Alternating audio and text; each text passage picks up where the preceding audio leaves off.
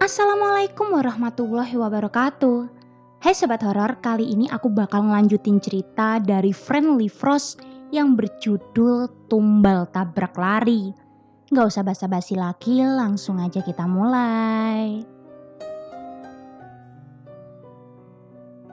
Tumbal Tabrak Lari bagian 2.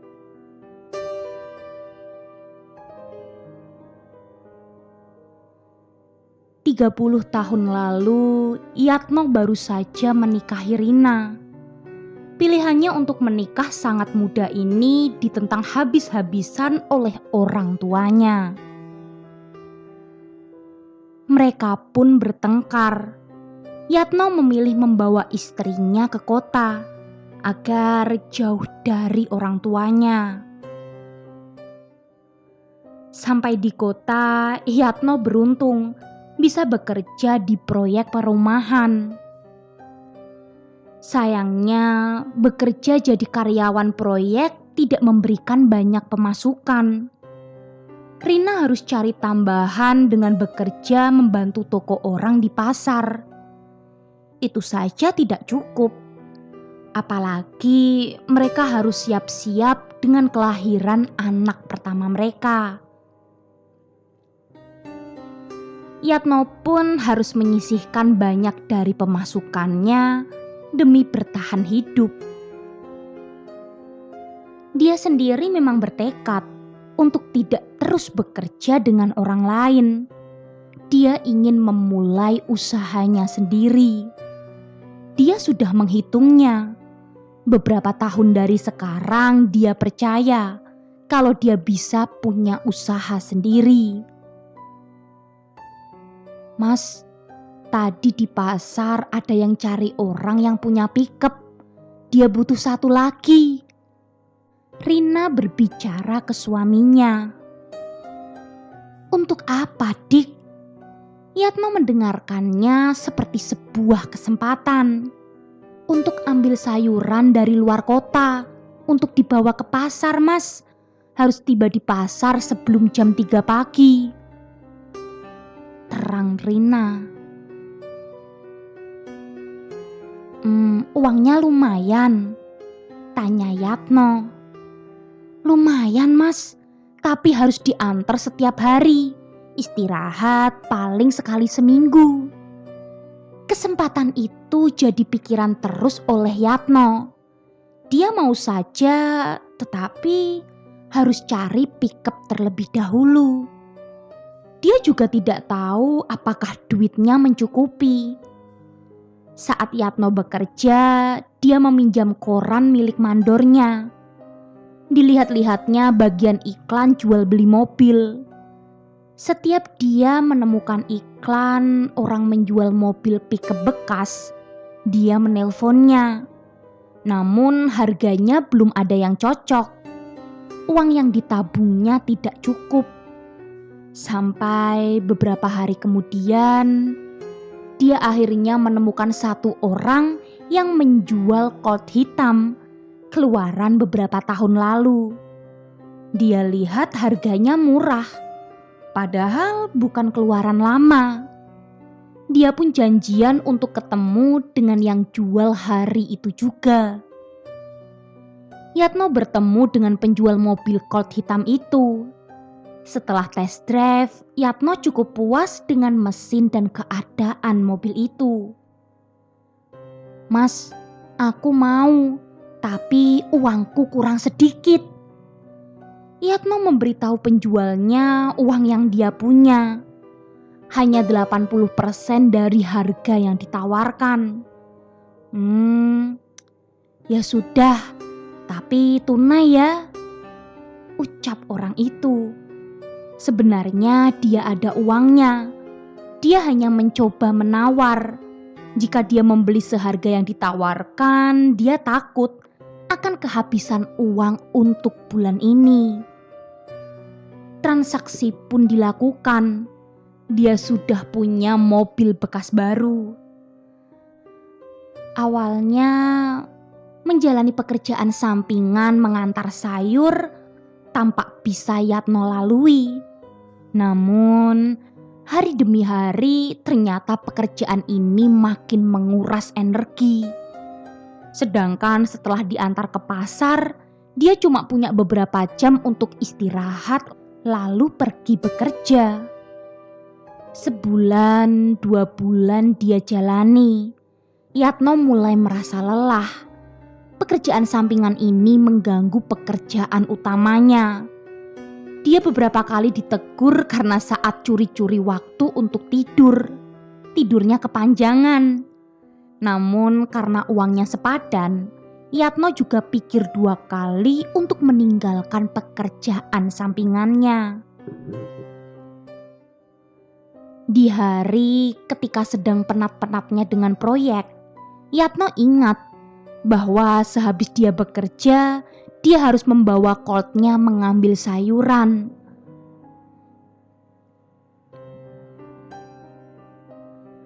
Hari ini pekerjaan sedikit terlambat dan Yatno sepertinya terlambat menjemput pesanan. Dia sudah membayangkan akan diomeli oleh pemasok sayuran. Dengan ngebut, Yatno pun menjemput sayurannya. Badan masih tidak fit, ditambah kantuk menggantung. Sekarang dia sulit mencari tempat untuk bersembunyi dan tidur. Maka dia menyetir dengan mata yang sangat lelah. Sempat oleng dan hampir menabrak mobil yang berlawanan arah. Akhirnya Yatno menyerah. Yatno lalu meminggirkan mobil dan kantuk menerjang dengan hebatnya. Dia harus tidur meski sejenak. Masa bodoh apabila nanti diomeli pemasok sayuran. Yang penting istirahat. Belum mulai tidur, Yatno kaget sendiri. Radio di mobilnya tiba-tiba menyala. Selamat malam, Anda mendengarkan radio Suara Karya.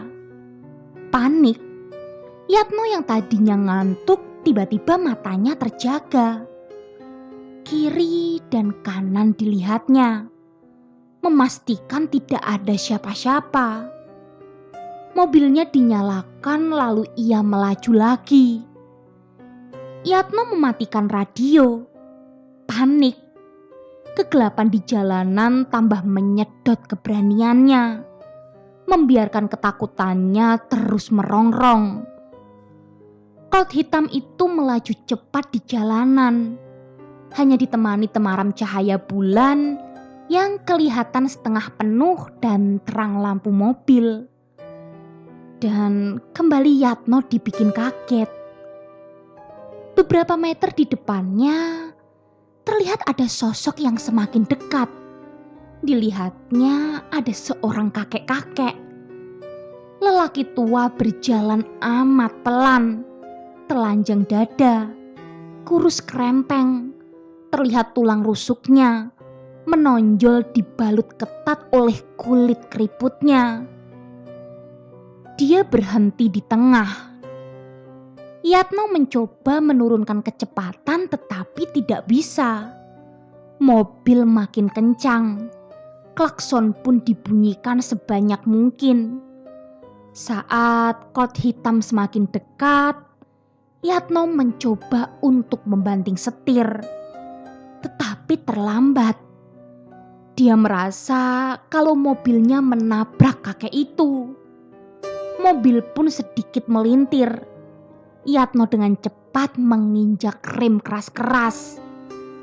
Dan kali ini dia bisa mengendalikan mobil dan berhenti juga meski sempat terhuyung. Colt hitam di tengah jalan.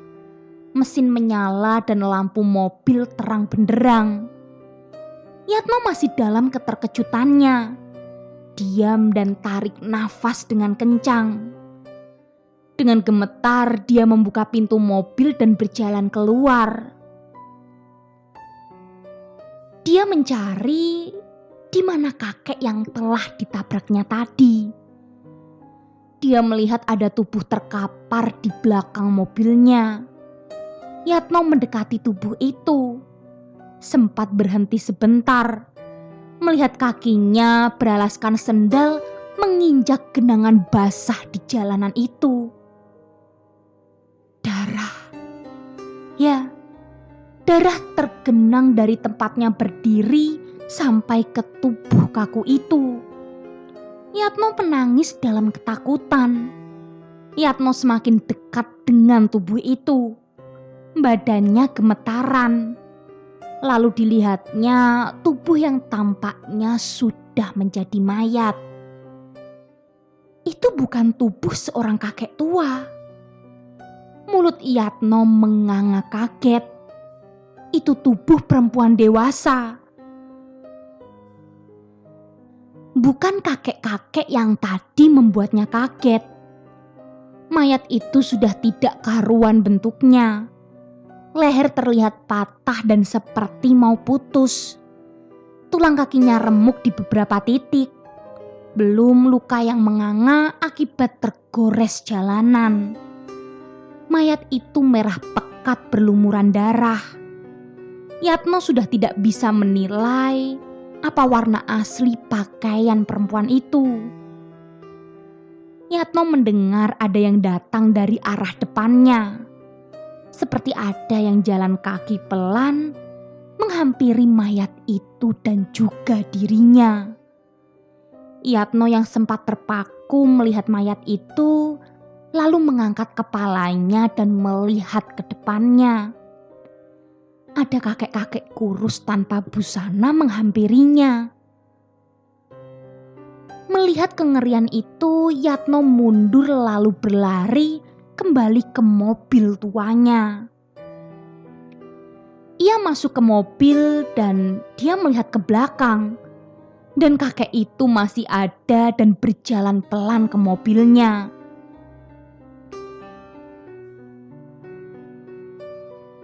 Tangan gemetarannya sempat membuat dia sulit untuk menyalakan mesin mobil. Lalu, saat mesin menyala, dia mengebut. Sampai di rumah, Yatno memarkirkan mobil, membersihkan segala sisa darah yang menempel di mobil Colt hitamnya. Dan dia tutup mulut soal kejadian barusan. Dia tidur dengan tanda tanya besar. Ketika besoknya ditanya istrinya kenapa penyok, dia hanya bilang, itu nabrak pohon. 2 hari kemudian, Yatno gemetaran begitu membaca koran melihat berita tentang tabrak lari. Seorang ibu disebutkan menjadi korban kecelakaan tragis itu. Ibu itu ternyata sedang kabur dari rumah. Keluarganya bilang kalau ibu itu mengalami fase stres, tidak waras dalam beberapa tahun terakhir. Ketidakwarasannya menjadi alasan kenapa dia bisa berjalan tanpa alasan di jalanan yang sepi. Yatno merasa tambah pusing. Dia kembali merasa bersalah. Walau dia merasa kalau ibu itu sepertinya dituntun ke jalan itu, diarahkan untuk menjadikannya korban dan Yatno adalah alatnya. "Mas, mobil gak mau kamu bawa ke bengkel?" tanya istrinya. Dia memang belum kepikiran untuk ke Ketok Magic. Selain tidak ada waktu, dia juga tidak mau keluar uang banyak dulu. "Belum, Dek, mungkin minggu depan," jawab Yatno. "Loh, segera. Ada yang cari pickup tapi ini antar hewan laut. Orang yang biasa antar katanya pulang kampung, mau kawin. Lebih jauh, Mas. Tetapi tawarannya juga lebih besar. Cuma ya itu, antar jemputnya bisa seharian." Setelah Rina memberitahu nilai uangnya, Yatno langsung antusias. Dengan pemasukan sebesar itu, Yatno bahkan bisa mengundurkan diri dari pekerjaannya dan fokus di sini saja. Perjalanannya memang jauh, Tetapi setidaknya dia bisa lebih banyak istirahat dan tidak perlu kerja di 2 tempat lagi. "Ya sudah, kita ambil saja, Dek," ujar Yatno dengan antusias. Tumbal tabrak lari bagian kedua selesai. Nah Sobat Horor, setelah ini kita akan masuk ke babak baru, yaitu di bagian ketiga. Oke, next. Sosok itu ada di situ, berdiri di bawah rumah susun, menatap tajam ke arah Teguh. Entah maunya apa ingin balas dendam karena Teguh yang membuatnya mati, atau dia meminta yang lain. Tumbal tabrak lari bagian 3.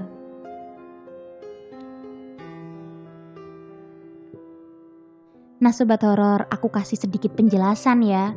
Jadi tumbal tabrak lari di bagian kedua tadi adalah menceritakan masa lalu Pak Yatno atau dari sudut pandang Pak Yatno.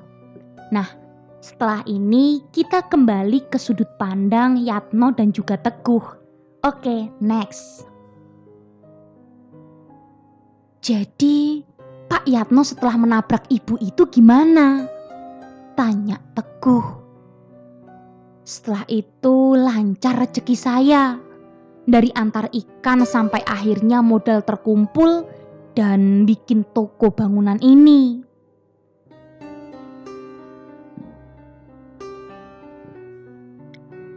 Terang Pak Yatno. Teguh masih penasaran sebenarnya. Cerita dari Pak Yatno masih kurang. Tapi lebih tahu sedikit lebih baik mungkin.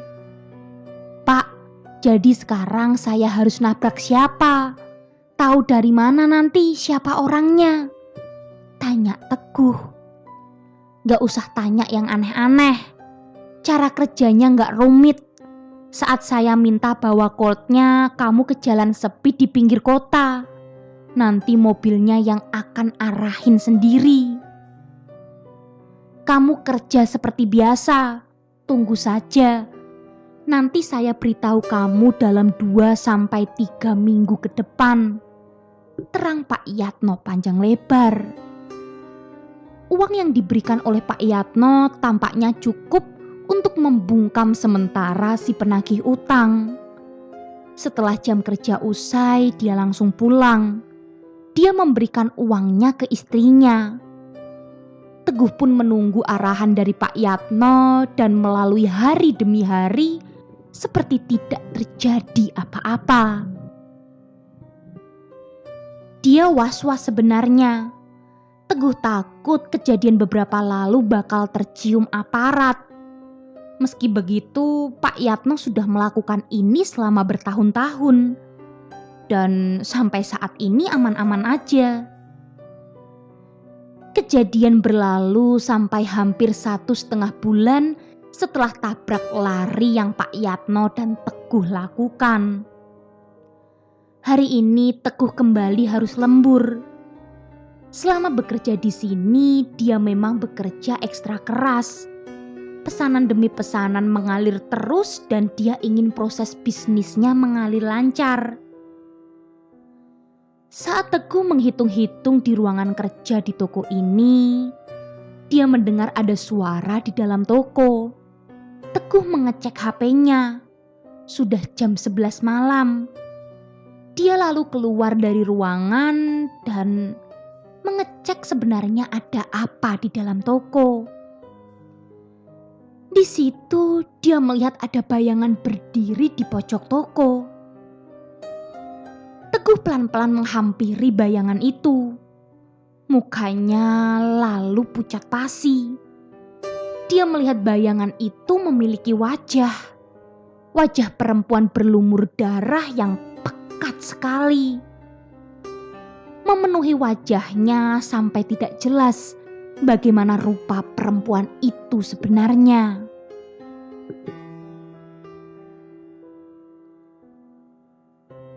"Mas Teguh, Teguh! Suara Pak Yatno memanggilnya. Dia menengok ke arah suara itu. Pak Yatno dengan wajah serius dengan kunci mobil di tangannya. Dia menyerahkan kunci itu ke Teguh. Malam ini kamu bawa Colt. Itu saja perintahnya. Tidak ada apa-apa lagi. Bikin Teguh mempunyai banyak tanda tanya. Tapi dia nurut saja. Teguh mengumpulkan keberaniannya. Dia lalu mengambil kunci mobil, lalu menuju ke Colt tua hitam di luar toko. Dia masih tidak percaya kok dia mau saja mengambil kesempatan ini. Mas Teguh, apapun yang terjadi jangan berhenti. Apapun yang kamu lihat, jangan berhenti. Wejangan dari Pak Yatno. Maka Teguh pun membawa mobil itu. Awalnya dia masih mengemudi pelan di dalam kota. Sampai akhirnya dia cukup berani. Dia mulai cari rute keluar kota. Beberapa jam kemudian, Colt tua hitam melaju di jalanan beraspal yang hanya untuk 2 orang yang arahnya keluar kota.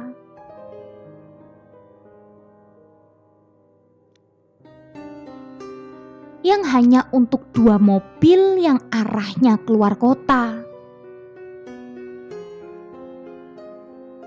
Teguh melajukan mobilnya sampai 1 jam. Tidak ada tanda-tanda Teguh untuk melakukan ritual ini dan menabrak siapapun itu. Dia merasa jalanan akan masuk ke pemukiman. Maka dia pun putar arah. Beberapa motor dan mobil lewat, tetapi jalanan memang amat sepi. Baru berjalan 1 kilometer, radio tiba-tiba berbunyi. Teguh ingat itu. Saat dia menemani Pak Yatno, itu seperti penanda kalau korbannya sudah dekat. Terima kasih sudah mendengarkan Radio Suara Karya. Lagu berikutnya adalah Kita Malam. Bunyi suara dari radio itu. Saatnya Teguh melakukan tugas hina ini. Teguh melihat kiri dan kanan. Tidak ada orang sama sekali. Sementara alunan Kita Malam masih diputarkan. Bikin Teguh tambah ngeri meski lagu itu sangat syahdu. Lalu Teguh mulai merasakan keanehan. Setirnya terasa bergetar. Mobilnya agak berguncang seperti dihantam gempa. Sejenak, Teguh juga mencium bau anyir datang dari kursi penumpang. Dia menengok ke kanan, melihat ada sosok seperti anak kecil duduk di sampingnya. Anak kecil itu melihat keluar dengan pakaian hanya celana pendek dan singlet. Kulitnya terlihat amat putih. Tidak boleh berhenti. Teguh teringat kata-kata Pak Yatno. Maka Teguh tetap melaju. Bahkan ketika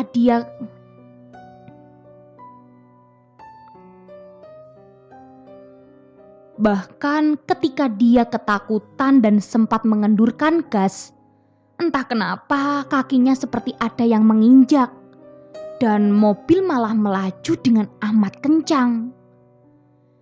Dari kejauhan dia melihat ada sosok berjalan kaki di pinggir jalan.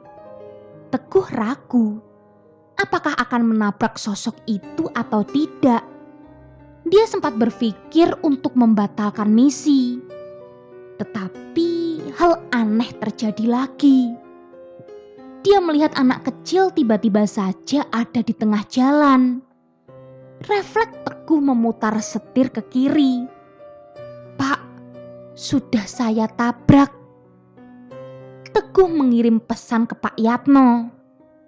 Cek dulu apakah mati atau masih hidup. Teguh membaca pesan dari Pak Yatno.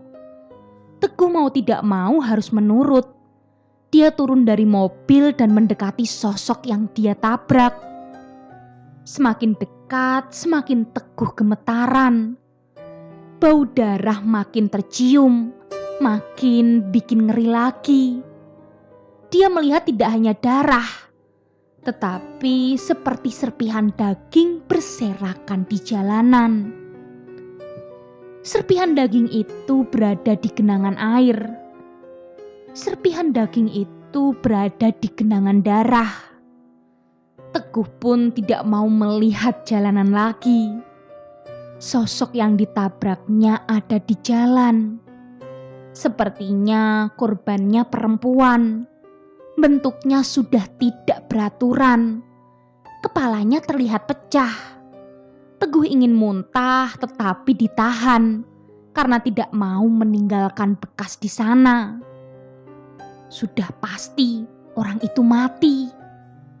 Teguh pun berjalan kembali ke mobil. Tampaknya dia sudah bisa kabur dari lokasi kejadian.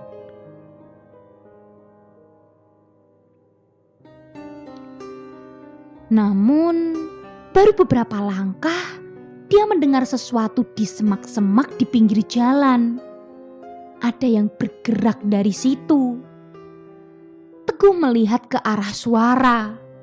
Dia melihat ada sosok lain. Dia makin gemetaran. Dia penasaran sosok apakah itu. Mungkin itu sosok yang tadi ada di dalam mobil. Ingin Teguh berlari, tapi yang bergerak bukan sosok ganjil yang di mobil.